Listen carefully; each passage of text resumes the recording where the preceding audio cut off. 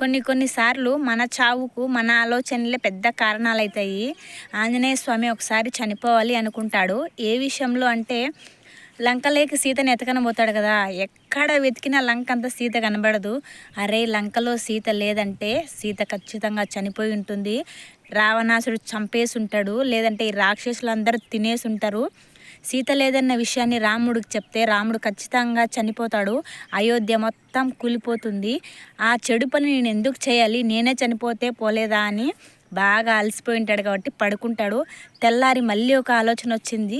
అరే నేను చనిపోవడం ఎందుకు, ఇంకా కొద్ది రోజులు వెతుకుదాము అని మళ్ళీ వెతకబడతాడు. తర్వాత వెతకంగా లాస్ట్కు అశోకవనంలో సీత దొరుకుతుంది. అప్పుడు పడ్డ ఆనందం మామూలుగా ఉండదు. అరే నేను అప్పుడు చనిపోయి ఉంటే ఈ వార్తని, సీత బతుకుంది అనే వార్తని రాముడికి చేర్చేవాదెవరు అని సంబరపడతాడు.